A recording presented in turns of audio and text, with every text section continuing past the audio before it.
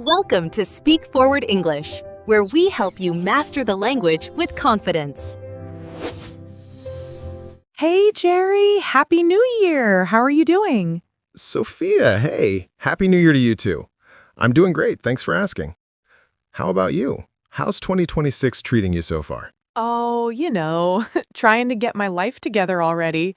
It's only been 11 days into the new year, and I'm already feeling like time is just slipping away.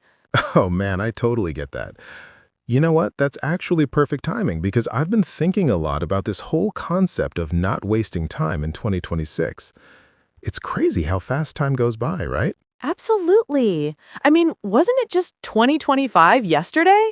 Seriously, where did last year go? Right? It's wild. But you know what I realized? Most of us waste so much time without even realizing it. And I'm not just talking about scrolling on our phones, though that's definitely part of it. Oh, don't even get me started on that. I checked my screen time last week and I was horrified, genuinely horrified. But what else are you thinking about? What other ways do we waste time? Well, let me give you an example. You know my colleague Marcus? This guy spends like 2 hours every morning just trying to decide what tasks to work on. 2 hours! Can you imagine? Wait, what? 2 hours just deciding? Yeah, he sits there, looks at his emails, checks his calendar, makes lists, reorganizes his lists, and by the time he actually starts working, half the morning is gone. Meanwhile, he's constantly complaining about not having enough time to finish his projects. Oh, wow. That's the definition of wasting time, isn't it? I mean, the irony there is just incredible. Exactly. And the thing is, Marcus is actually really talented and smart.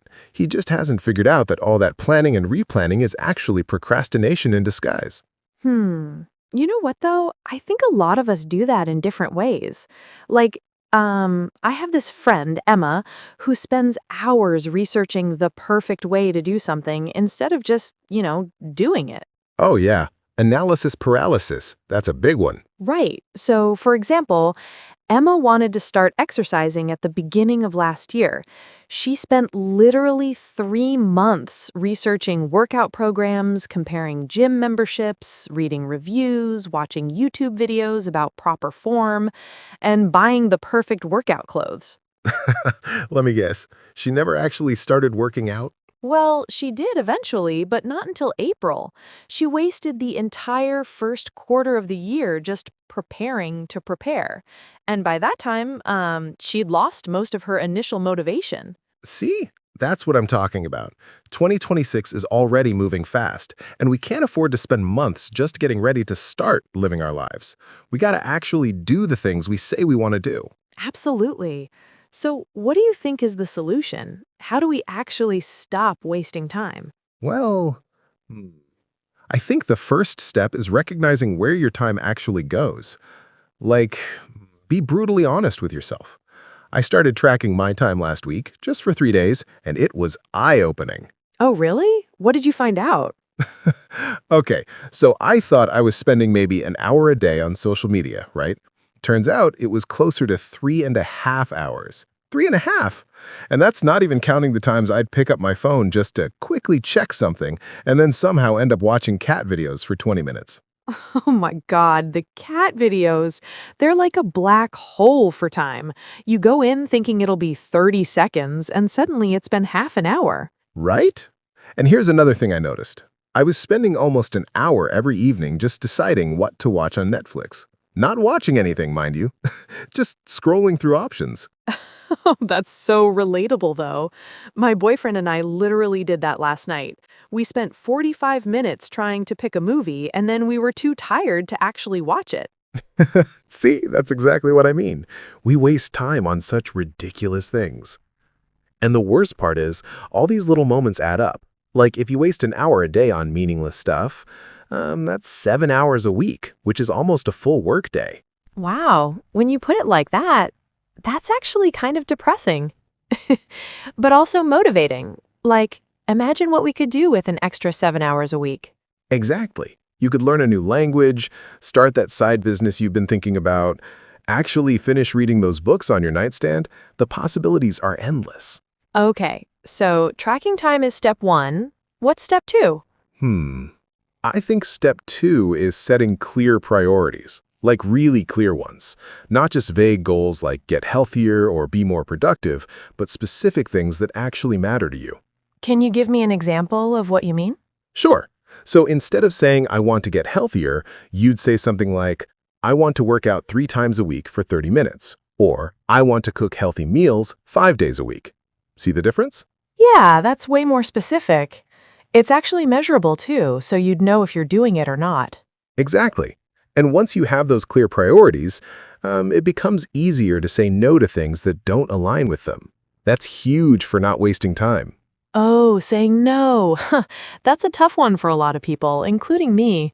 I'm such a people pleaser sometimes. Aren't we all? But here's the thing. Every time you say yes to something that doesn't matter to you, you're saying no to something that does. Think about it that way. That's a really good point. So, like, if I say yes to going to a networking event I don't really want to attend, I'm saying no to spending that evening working on my photography project, which is what I actually care about. Bingo, you got it.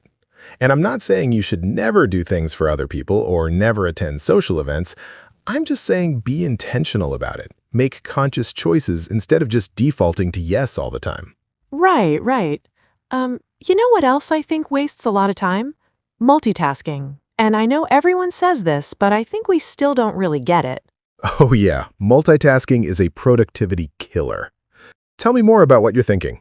Well, my sister is the perfect example of this. She'll be working on a report for work while also texting her friends, watching TV in the background, and eating lunch.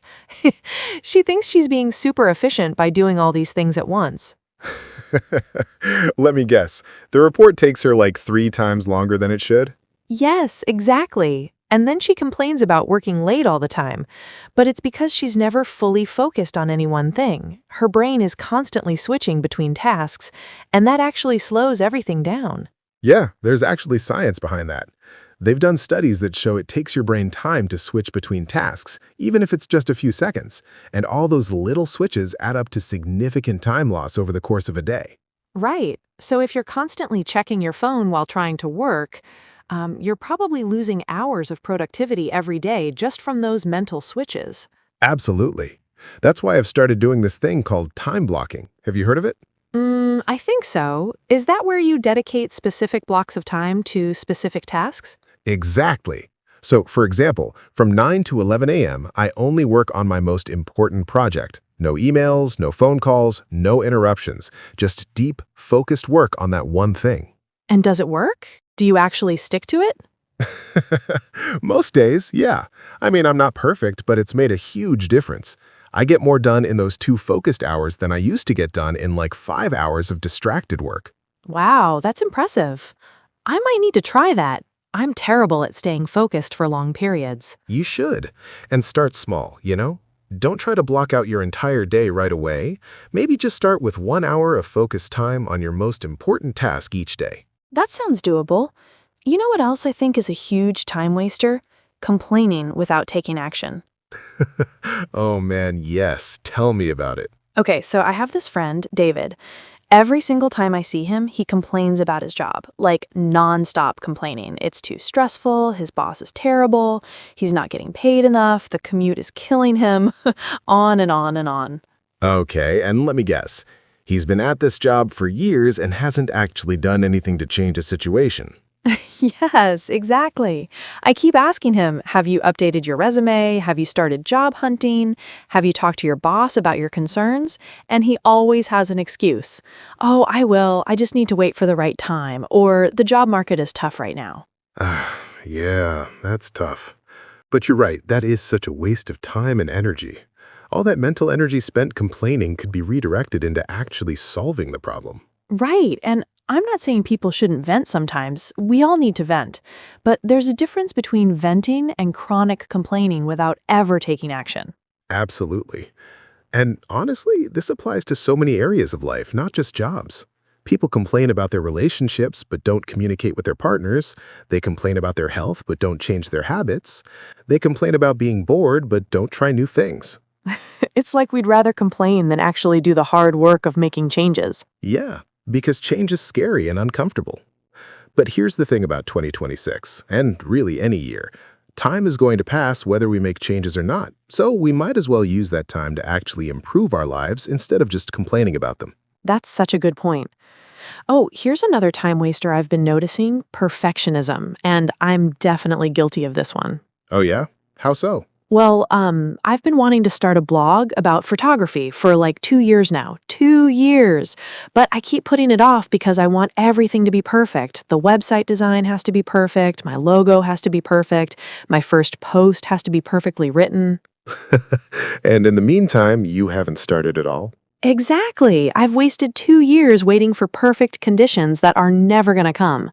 Meanwhile, people who started blogging 2 years ago with terrible websites and mediocre content have now built up huge audiences because they just started and learned as they went. Yeah, perfectionism is really just another form of procrastination when you think about it.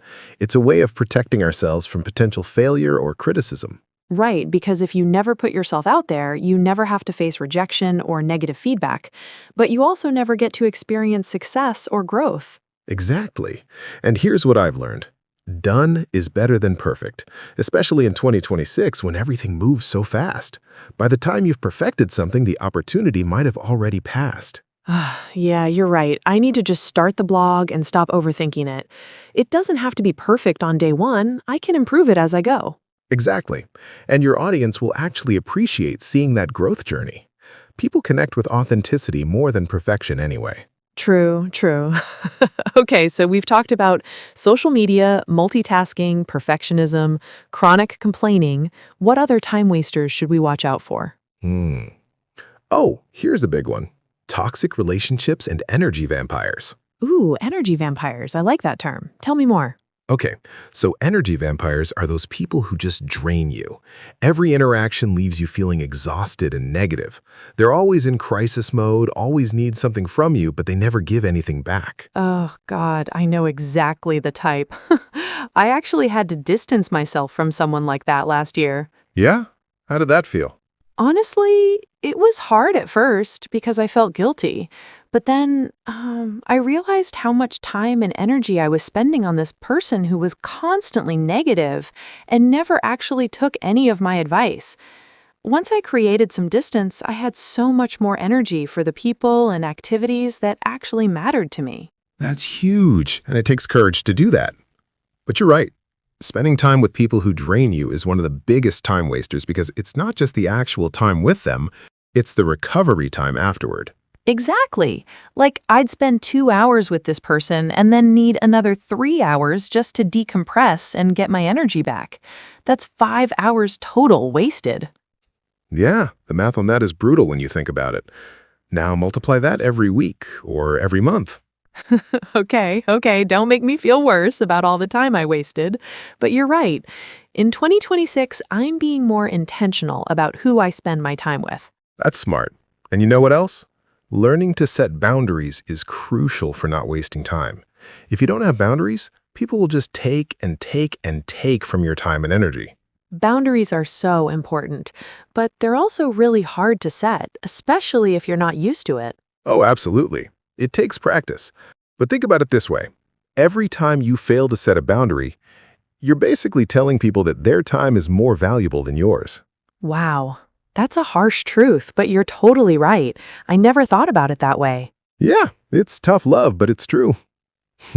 And here's another time management thing I've been working on. Learning to delegate and ask for help. Oh, that's a good one. I'm terrible at asking for help. I always think I have to do everything myself. Same. But that's such a waste of time, especially for things that other people could do better or faster than us.